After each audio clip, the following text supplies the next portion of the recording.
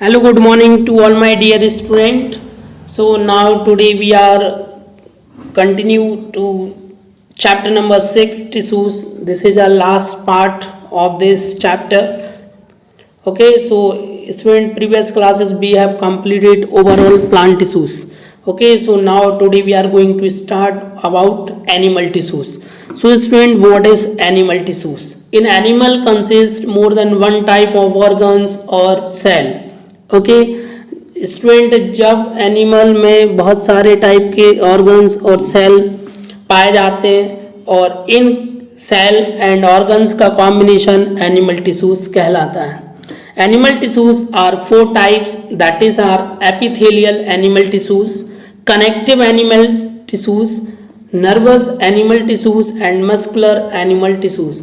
सो student, animal tissues में चारों types बहुत ही इंपॉर्टेंट हैं और चारों की हेल्प से एनिमल्स वर्किंग कर पाते हैं, एनिमल्स लिविंग कर पाते हैं.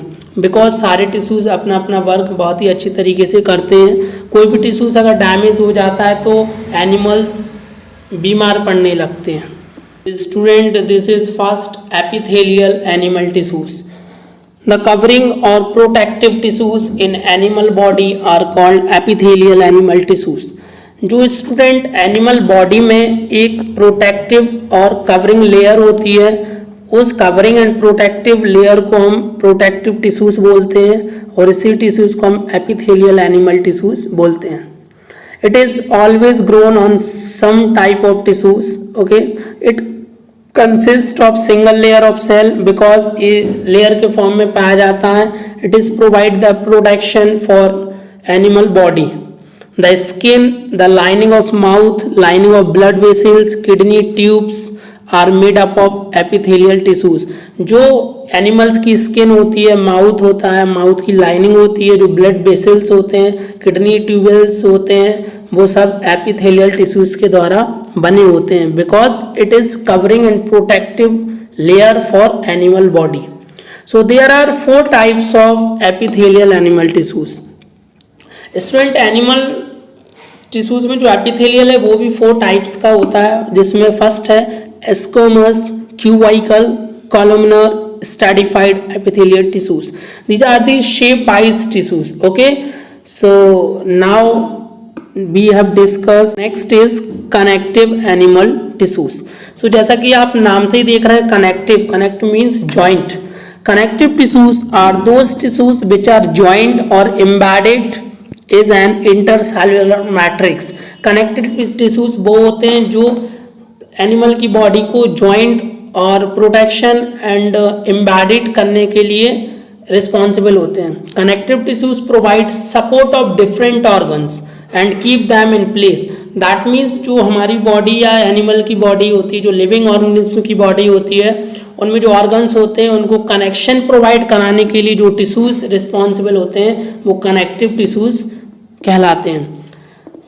What is the types of connective tissues? So student, there are 4 types, that is vascular means जो कॉम्प्लेक्स परमानेंट टिश्यूज होते हैं, skeletal, auricular and adipose tissues. So student, these are the 4 types of tissues working in connective or joint embedded in different kind of organs. Next one is muscular animal tissues. Muscular tissues are those tissues which are responsible for movement of animal body. जो muscular tissues होते हैं वो animals की जो body होती है उसको movement कराने के लिए responsible होते हैं. It is also called muscles fiber. हम मस्कुलर टिश्यूज को मसल्स फाइबर के नाम से भी जानते हैं. It is capable for contraction और relaxation due to contractile proteins. Means ये रिलैक्सेशन और कॉन्ट्रैक्शन प्रोवाइड कराने के लिए रिस्पॉन्सिबल होता है बिकॉज इसमें कॉन्ट्रैक्टाइल प्रोटीन्स अवेलेबल होता है. It provide the support and strength for animal body. Muscular tissues के कारण ही एनिमल की जो बॉडी होती है वो एक सपोर्टिव बॉडी होती है और स्ट्रेंथ उसमें मस्कुलर टिश्यूज या मसल्स फाइबर होते हैं, उनकी हेल्प से एनिमल की बॉडी को सपोर्ट एंड स्ट्रेंथ मिलता है. It is a long fibre like cell called muscles fibre. एक जो लंबी एक फाइबर की जो सेल की जो फाइबर होती है उसको हम मसल्स फाइबर बोलते हैं. There are three types. First one is stated, non-stated and cardiac muscles. तो स्टूडेंट जो मसल्स टिश्यूज होते हैं वो तीन टाइप के होते हैं, stated, non-stated and cardiac muscles. Next one is nervous animal tissues. Nervous system human body में भी होता है, एनिमल बॉडी में भी होता है, because we are living organism. Nervous tissues are those tissues which have ability to respond as stimulate. Nervous tissues का काम ही होता है कि हम किसी भी चीज को रिस्पॉन्स कितनी जल्दी से जल्दी कर सकते हैं. So this is system is known as nervous system. Nervous tissues are highly specialized tissues for being stimulated and transmitting the response very rapidly for one place to another places. Nervous tissues एक highly specialized tissues होता है जो brain के through working करता है, जिसमें neurons पाए जाते हैं जिनसे हम एक प्लेस से दूसरे प्लेस तक बहुत जल्दी एंड रैपिडली रिस्पॉन्स कर सकते हैं. The brain, spinal cord and nerve ending and nerves are part of the nervous tissues. तो स्टूडेंट हमारा ब्रेन, स्पाइनल कॉर्ड, जो हमारी नर्व सेल होते हैं, वो सारे पार्ट्स नर्वस टिश्यूज के होते हैं. Okay, next this is human tissues, that is neurons. Okay, so what is neurons? It is most IMP chapter and topic for your exam. The cell of nervous tissues are called neurons. जो nervous tissues के जो cell होते हैं उनको हम neurons बोलते हैं. That means neuron is the smallest part of nervous system. The nerve cell that receive and send electrical signal over long distance within the body from sensory organs to other organs. तो student nerve cell जो neurons का part होता है वो signals को receive और send करने के लिए रिस्पॉन्सिबल होता है. कहाँ से कहाँ तक? जो हमारी बॉडी में जो सेंसरी ऑर्गन्स होते हैं और अदर ऑर्गन्स के बीच में लिंक करते हैं. फॉर एग्जाम्पल, जब हम किसी कैंडल के ऊपर अपना हाथ रखते हैं तो हमें हॉटनेस फील होती है और हम वहाँ से उंगली को हटा लेते हैं, बिकॉज जो हमारा अदर ऑर्गन से हैंड है, तो हैंड को जब गर्म लगा तो हमारे ब्रेन के पास इलेक्ट्रिकल इम्पल्स सिग्नल पहुँचेगी. आप उस फिंगर को हटा लीजिए तो हमारा ब्रेन इतनी जल्दी वर्क करता है, जो नर्व सेल होते हैं वो इतनी जल्दी रिस्पॉन्स करते हैं, तो हम उस फिंगर को कैंडल के ऊपर से तुरंत रिमूव कर लेते हैं.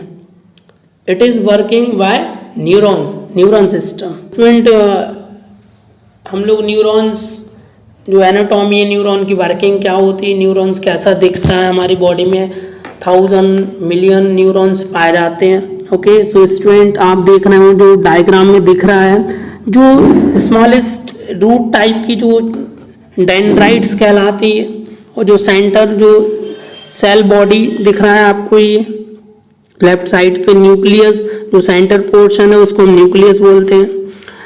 ओके, जो न्यूक्लियस के चारों ओर जो फिल हुआ है उसको सोमा बोलते हैं. एंड जो आप जंक्शन देख रहे हो, जो 4 येलो कलर के पार्ट्स दिख रहे हैं, वो सिनेप्स कहलाते हैं.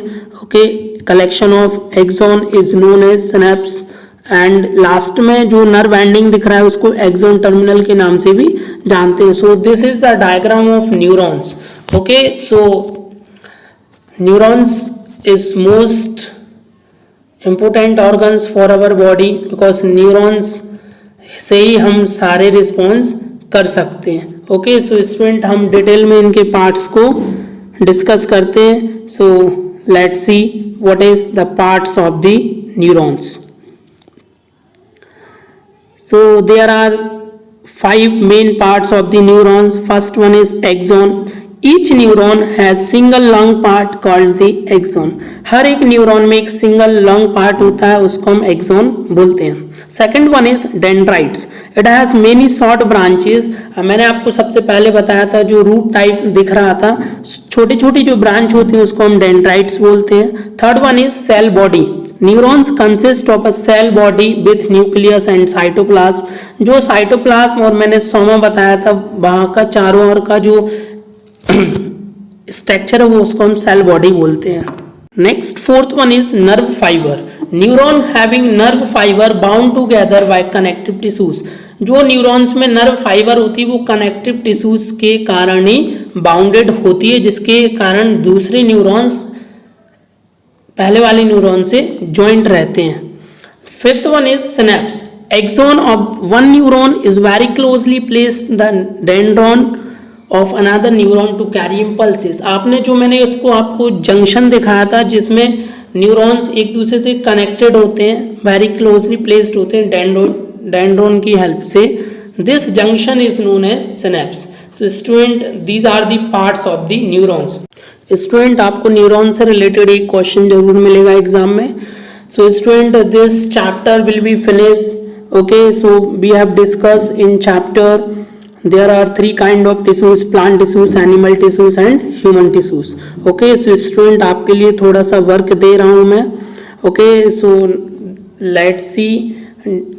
This is do yourself. Question number 1. Write some important difference between xylem phloem, animal tissues, plant tissues, meristematic permanent tissues and parenchyma and sclerenchyma. So these are the 4 most IMP differences. And question number 2 is draw the neat and clean diagram of neurons. So student आपको ये notes लिखने के बाद आपको ये दोनों question fair copy में जरूर कर लेना है, because it is most IMP questions for your exam. Okay.